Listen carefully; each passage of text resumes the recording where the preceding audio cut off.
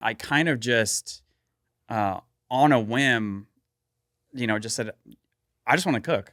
And I literally left a week later and I moved up to Portland because I just wanted to basically put myself in a position where I just had to go all in on whatever it was that I was going to be doing cooking. Was your family supportive of this?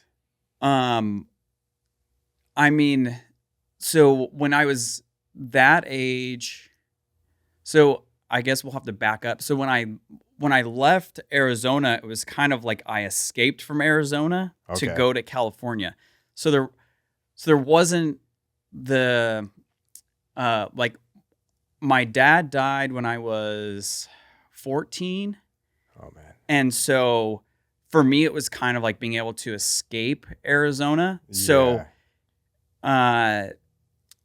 so it was kind of, I had extended family that were hyped about it just because I was doing something, and so I've just always been really solo for most of my life. Yeah. So I think because of that, I mean, I was just used to just, all right, I'm thinking about doing this.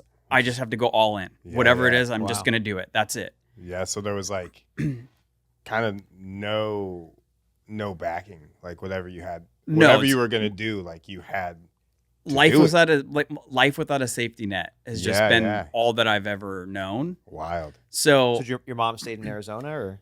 Yeah, so my dad was in California. He was in Seal Beach area. So and he got all right. If you don't feel comfortable, you don't have to. No. So, I mean, some of this is kind of already out in a thing that I did. So I'm comfortable, I guess, enough talking about it. So I'll just do a shortened version of it. Whatever you're comfortable with. So my house in Arizona was very, we'll just sum it up as it was a meth lab. Okay. In a trailer.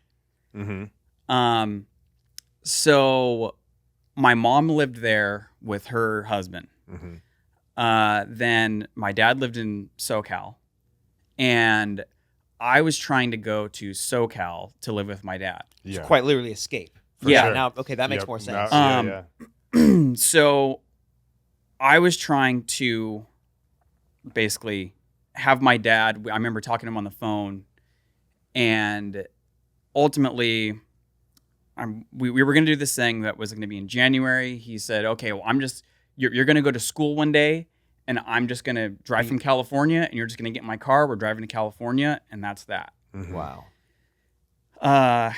So in December, I get a call from my grandma because I go to my cousin's house, because my house, we didn't have a phone. So I saw my cousin at school, and he said, oh, hey, your grandma called.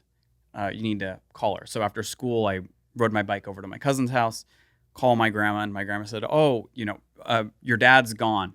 So I was thinking he was on his way early because it's December. Yeah. So I'm thinking, okay, it's December. He just came early. He can't wait. So I'm just going to stay at my cousin's house. He's going to come pick me up from here. And then she's like, well, no, he's gone. He died, but I just didn't register. So it was basically a month before we were going to do that. Oh, man. So he ended up getting killed by a drunk driver. No. So then that kind of obviously squashed my plan of okay, I'm going to go to California. Yeah. So then I went through, and that kind of pushed me into a place where I was just I have to get out of here no matter what. Yeah, there's no other choice at that point. And so basically I just waited until, so over the next couple months, because I basically left that March. So over the next couple months, I went through and basically I went to a lawyer's office. I just rode my bike into a lawyer's office and just was hey, I need some advice. I don't know how to get out of the situation, and I just need to be out of here. So the lawyer was like, look, here's what I can give you. This is what you need to go do. You need to go to the city hall. You need to go get this paperwork. Get you need to do emancipated or this. something like that, or And so he was like, yeah, basically like you have to shift power of attorney over.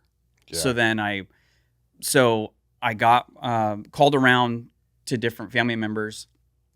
My cousins that lived in Temecula area, they were like, hey, okay, if you can get her to sign the paperwork, for like my mom to sign the paperwork, then we'll go. And like, we'll pick you up and we'll take you in. So I went through, waited basically until they were coming down. Yeah. You know, so it's, Yeah. I mean, like, you know, when they're coming down, then it's, they sleep for 2 or 3 days. And so I just waited and then I taped. I mean, you can't really tell the thickness of the paper because they're all fucked up anyways. So I taped like a fake baseball permission slip saying I was going to go travel out of town for baseball. So you got the real signature. Wow. So I got her to sign it. And then but I needed a power of attorney. Yeah. So I took the paper, went and got the power of attorney from, well, basically it was like an SSI building. So it was like a Social Security kind of building. And the lady who put the stamp on the paper was like, this is illegal. And I was like, look, so I had to go through, tell her the story, tell her what's going on. Yeah. Like, look, you're going to save my life if I can get out of here. So then she puts a thing on there and she's like, so then she's like, yeah, but you need witnesses. So then I just went on the street and then I just got witnesses. I just like asked like random people on the street, like, hey, can you just say you saw that you signed this? And people were like, what are you talking about? So then I got to explain to them. So then I got the paper. And of course, they're willing to do whatever they can to help you. Yeah. So they signed the paperwork, and then I go through and call my cousins, and I'm like, hey, I got the signature, and then that was the last time I was, you know, they came out. You were able to like within 5 or 6 hours, and then I had my bike, and I threw my bike in the back of the truck. Yeah. And that's it. And then I went to California, and that was the last time that man. I'd ever saw my mom, and then I left. Yeah. Wow. And so then but then it was the weird part, I think, was trying to adjust to like a normal, you know, it was like from what to be in like a normal to. household. Yeah, to where like, I mean, you know, you're going from a trailer that has boarded up windows and, you know, we didn't have like cupboards and like we had like shelves. We didn't have like cupboards because everything could potentially be bugged. Yeah. So, Because you know, it's like the paranoia is so yeah. high, And right? so like we, like the outer layer of the trailer is what we had. We didn't have like walls. It was like, you know, your bracing and then your outer sheath Also, of the trailer. probably super cold. And then like at our night TV was, you know, the screen and then a bunch of wires behind it. Oh yeah. So, you know, because Wild. everything has potential to be bugged. So so I'm like going from that constantly. How many years of that did you live in? Just your whole upbringing, I mean, pretty much? Yeah, from probably 6 to 15 whenever I left. Wild. So it's just, you know, what you know. You're used to, yeah. And then, so then I go to California and it's like, I roll up and I'm in a track home, you know, and I'm like, this is 2 stories. This is insane. And it's Like just it's blowing my mind, you mansion. know? Yeah. And there's like kids in the street skating and there's like a park in the middle of and it's just, but it was hard to actually process it. And so it made me really anxious. Okay. Because I just didn't, you know, it was just such a different world. So I just never felt comfortable. It took me years to get comfortable.